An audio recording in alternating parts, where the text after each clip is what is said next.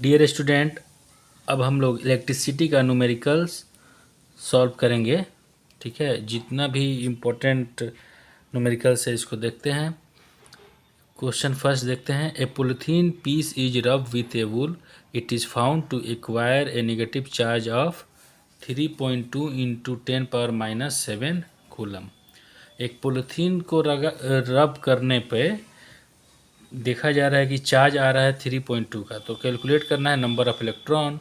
तो यानी गिवन क्या है, चार्ज दे दिया है 3.2 इंटू 10⁻⁻7 और चार्ज ऑन इलेक्ट्रॉन होता कितना है 1.6 इंटू 10⁻⁻90। हम लोग फार्मूला क्या जानते हैं, Q is equal to n e, तो यानी एन इज इक्वल टू क्या हो जाएगा Q बाई ई। अब यहाँ पे रख के सॉल्व कर देंगे तो आंसर आ जाएगा 2 इंटू 10⁻12 इलेक्ट्रॉन्स। यहाँ पे हम लोग लिख देंगे इलेक्ट्रॉन्स, तो ये हो जाएगा इतना इलेक्ट्रॉन्स। अब हम लोग नेक्स्ट क्वेश्चन देखते हैं। क्वेश्चन है calculate the work done in moving A charge of 2 coulomb through a potential difference of 5 volt, है ना। तो यहाँ पे वर्क डन निकालना है, तो वर्क डन का फार्मूला हम लोग क्या जानते हैं। वर्क डन का फार्मूला जो होता है वो होता है Q इंटू वी। तो Q हमारा है कितना 2 कूलम और ये कितना है 5, तो 2 इंटू 5 कितना हो जाएगा 10, यानी वर्क डन जो हमारा आएगा वो कितना हो जाएगा 10 जूल हो जाएगा। नेक्स्ट न्यूमेरिकल हम लोग देखेंगे रेसिस्टेंस का। तो देखिए रेसिस्टेंस प्रॉब्लम में हम लोगों ने पढ़ा है कि जब करेंट सेम होता है ना, तो वहाँ पे रेसिस्टेंस को हम क्या करते हैं सिंपली जोड़ देते हैं। तो यहाँ पे आर इक्विवेलेंट क्या हो जाएगा R1 plus R2 plus R3, यानी R plus R plus R, यानी ये आ जाएगा 3R। अब यहाँ देखिए यहाँ पे क्या है, यहाँ पे तीनों रजिस्टर जो है पैरेलल में है, क्योंकि यहाँ पे करंट I1 आएगा, यहाँ पे I2 होगा और यहाँ पे क्या होगा I3 होगा। तो इसका जो रेजिस्टेंस होगा 1/R equivalent equal to 1/R1 plus 1/R2 plus 1/R3, और ये R1 R2 का R3 का वैल्यू है क्या R। अब इसको सॉल्व कर देंगे तो ये हो जाएगा 3/R। तो R इक्विवेलेंट हमारा क्या आ जाएगा, पलट दीजिए R/3 इतना ओम, है ना। नेक्स्ट अब हम न्यूमेरिकल देखते हैं। देखिए यहाँ पे इक्विवेलेंट रेजिस्टेंस फाइंड करना है। तो देखिए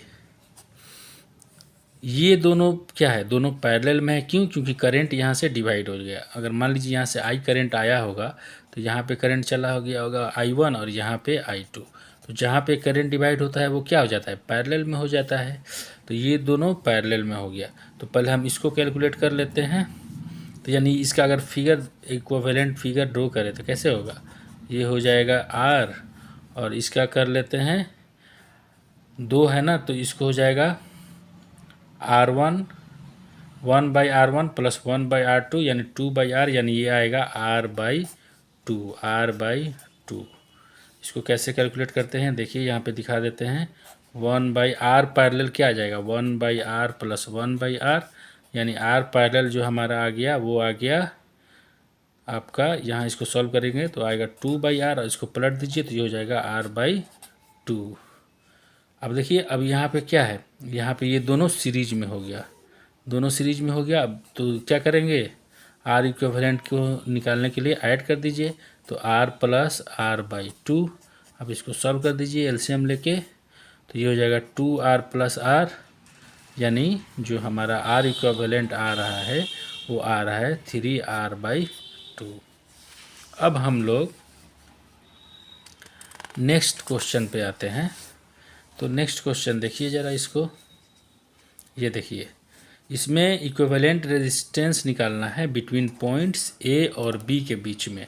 तो देखिए यहाँ से मान लीजिए करंट आया और करंट यहाँ पे क्या हो गया डिवाइड हो गया, इधर I1 गया इधर I2 गया।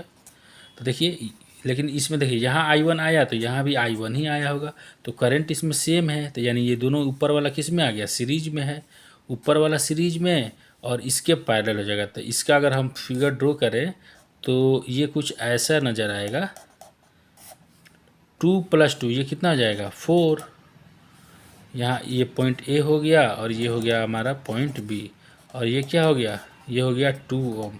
अब ये दोनों क्या हो गया, पैरेलल में, तो आर इक्विवेलेंट क्या हो जाएगा, क्या होता है R1 into R2/R1 plus R2, दो रजिस्टर के लिए, तो क्या हो जाएगा 2 इंटू 4 प्लस 4 यानी 8/6। इसको कट कर सकते हैं, 2 4 जा 8, 2 3 जा 6 यानी 4/3 ओम रेजिस्टेंस आएगा। देखिए ये भी सिमिलर ही क्वेश्चन है। ये दोनों क्या हो गया, पैरेलल में हो गया, ये दोनों पैरेलल में हो गया, ये दोनों पैरेलल में है, इसको सॉल्व कर लेंगे और इसको ये जो आएगा फिर इसके साथ मिलके क्या हो जाएगा, सीरीज में हो जाएगा।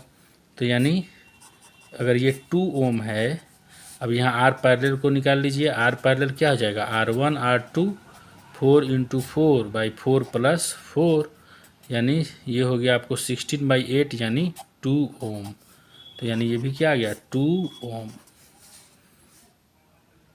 तो ये हमारा हो गया पॉइंट ए और पॉइंट बी। अब ये दोनों सीरीज में है, तो सीरीज में क्या करते हैं, सिंपल ऐड कर देंगे, 2 + 2 यानी 4 ओम। इस तरह से हम लोग सॉल्व कर सकते हैं इसको। नेक्स्ट हम लोग देखते हैं, मतलब बहुत ही सिंपल होता है, जहाँ पे करंट डिवाइड हो जाए तो समझिए वो पैरेलल में है ना, और मिल के क्या हो जा रहा है, यहाँ पे सीरीज में आ जा रहा है। अब देखिए इस क्वेश्चन में ए और बी के बीच में हमें इक्विवेलेंट रेजिस्टेंस फाइंड करना है। तो देखिए ये पॉइंट और ये पॉइंट, सपोज करिए करंट यहाँ से आई आया, ठीक है, तो यहाँ पे क्या हो गया I1 हो गया, फिर यहाँ पे देखिए यहाँ पे मान लीजिए I2 हो गया, और ये करंट फिर इधर क्या हो रहा है, डिवाइड हो जा रहा है। तो यानी ये तीनों क्या है, पैरेलल में है, तीनों क्या है, पैरेलल में है।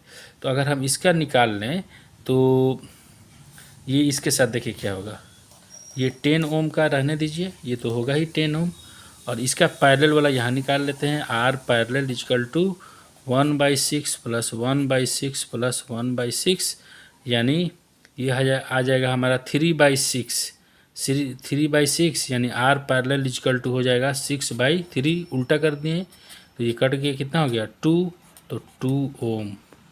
अब ज़रा देख लीजिए, यहाँ हो गया 2 ओम, ये हो गया पॉइंट ए और पॉइंट बी। अब ये दोनों किस में आ गया, सीरीज में। तो सीरीज में हम लोग क्या करते हैं, सीरीज में सिंपल ऐड कर देते हैं, 10 + 2 यानी 12 ओम हमारा आंसर आ जाएगा। बहुत ही इजी है, इस तरह से हम सब क्वेश्चन को सॉल्व कर सकते हैं। यहाँ पे भी देखिए ये दोनों किस में है, पैरेलल में है, ठीक है, ये दोनों पैरेलल में है, फिर मिल के इसके साथ क्या हो जाएगा, सीरीज में आ जाएगा, फिर ये सभी पैरेलल में है, मिल के क्या हो जाएगा, सीरीज में आ जाएगा। इसको डायरेक्ट ही सॉल्व कर देते हैं, तो यहाँ पे आ जाएगा हमारा, ये हो जाएगा 1/2 है ना, ये हो जाएगा 1/2, एक बार यहाँ लिख देते हैं, 1/2 ओम हो गया, फिर ये हो गया हमारा 1 ओम, फिर यहाँ पे सॉल्व करिए तो 1/R पैरेलल निकाल लीजिए, 1/3 प्लस 1/3 प्लस 1/3 यानी हम यहाँ पे क्या देखते हैं, ये हो गया 3/3, 3 से 3 कट गया, ये कितना आ गया, ये हो गया 1। तो यहाँ पे भी R पैरेलल जो हमारा आएगा ये 1 आएगा, ये R पैरेलल जो आ रहा है ये हमारा 1 आ रहा है, R पैरेलल 1 हो गया, 1 है, 1 को पलटिए तो 1 ही होगा। अब देखिए अब ये सब किस में हो गया, सीरीज में हो गया, अब सब किस में हो गया, सीरीज में हो गया। तो अब सीरीज में सब आ गया तो इसको सिंपली हम लोग ऐड कर देंगे, तो R इक्विवेलेंट क्या हो जाएगा, 1/2 प्लस 1 प्लस 1 यानी 1/2 प्लस 2। अब एलसीएम ले लीजिए 2, तो ये 1 + 4 यानी 5/2 हो जाएगा, यानी इसको हम लिख सकते हैं 2.5 ओम। तो इस तरह से हमने देखा कि कुछ इम्पोर्टेंट जो क्वेश्चन था बहुत ही सिंपल है, रेजिस्टेंस फाइंड करना है। नेक्स्ट अब हम लोग पढ़ेंगे जैसे heat energy, joules law of heating effect का 2-3 न्यूमेरिकल देख लेते हैं, फिर पावर का देख लेते हैं।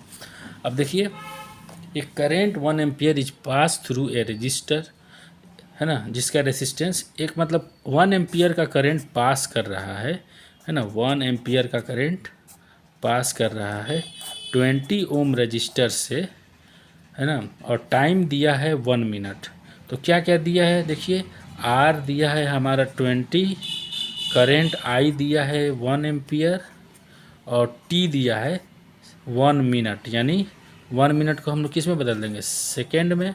तो अब हमें फाइंड करना है हीट प्रोड्यूस निकालना है। तो H इज इक्वल टू क्या होता है, आई स्क्वायर आर टी। अब यहाँ सिंपल फार्मूला लिख दीजिए, 1 स्क्वायर और आर हमारा कितना हो गया 20 और टाइम कितना हो गया 60। अब इसको मल्टीप्लाई करिए तो 6 2 12, 1200 जूल ये हमारा एनर्जी आ जाएगा। नेक्स्ट क्वेश्चन देखते हैं, calculate the resistance of a bulb rated 100 watt and 220 volt. तो क्या क्या दिया है यहाँ पे देखिए, पावर दिया है 100 वाट और क्या दिया है, पोटेंशियल भी दिया है 220 वोल्ट। तो कह रहा है what is the current following, current निकालना है यहाँ पे। तो सिंपल हम लोग जानते हैं पावर इक्वल टू क्या होता है, V इंटू आई। तो अब यहाँ से हम लोग निकाल लेंगे करेंट, तो I इक्वल टू क्या हो जाएगा, P बाई V। अब देखिए P कितना है हमारा 100 और ये हो गया 220 वोल्ट। अब इसको सॉल्व कर देंगे, 0 से 0 कट गया, 2 से 5 बार में, 2 से 11 बार में। तो अगर इसको हम सॉल्व करें तो I का वैल्यू मेरे ख्याल से आना चाहिए 5/11। इसको हम सॉल्व कर सकते हैं, सॉल्व करने पे मेरे ख्याल से ये आएगा 0.45 एम्पियर, ये हमारा करंट हो जाएगा। इस तरह से हमने देखा कि पावर का फार्मूला हम लोग कैसे यूज कर सकते हैं। अच्छा, इसमें एक और बात पूछा है, रेसिस्टेंस पूछा है। तो रेजिस्टेंस क्या होगा, सिंपली हम लोग रेजिस्टेंस का फार्मूला लगा देंगे। हम लोग जानते हैं रेजिस्टेंस का फार्मूला क्या होता है, पावर के टर्म्स में P इक्वल टू होता है क्या, V स्क्वायर बाई आर। तो R इक्वल टू क्या हो जाएगा, V स्क्वायर बाई P। तो V है कितना, पोटेंशियल है 220 का होल स्क्वायर और पावर कितना है 100। और इसको सॉल्व कर दीजिए, 22 का मल्टीप्लाई करिए 22 से, तो ये आएगा आपको 484 और ये 00 हो जाएगा, नीचे 00 तो ये कट गया, तो ये आएगा 4, ये मेरे ख्याल से आएगा 484 ओम। तो इस तरह से हमने रेजिस्टेंस और करंट फाइंड कर लिया है। तो पावर का जो फार्मूला आता है ना वही यूज करना है, power equal to V into I, power equal to V square by R, power equal to V square by R. तो इस तरह से हमने देखा कि जो भी है वो सिर्फ फार्मूला बेस्ड ही क्वेश्चन होता है, बस थोड़ा सा चेंज करना पड़ता है।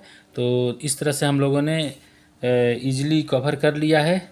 और नेक्स्ट हम लोग लेक्चर लाने वाले हैं मैग्नेटिक इफ़ेक्ट ऑफ करंट, जो बहुत ही इम्पोर्टेंट है और वो थोड़ा इससे बड़ा होगा, लेकिन उम्मीद है कि हम लोग सारे टॉपिक को बहुत आसानी से समझ लेंगे और सारे क्वेश्चन को कर लेंगे। ये सभी हमारे बोर्ड एग्ज़ाम के लिए और भी कॉम्पिटिटिव एग्ज़ाम के लिए बहुत ही इम्पोर्टेंट है। तो चलिए अब नेक्स्ट लेक्चर हम लोग का आने वाला है मैग्नेटिक इफ़ेक्ट ऑफ करंट। अगर आपको पसंद आए तो प्लीज़ इसको लाइक करिए, सब्सक्राइब कीजिए और अपने दोस्तों के साथ शेयर ज़रूर करिए।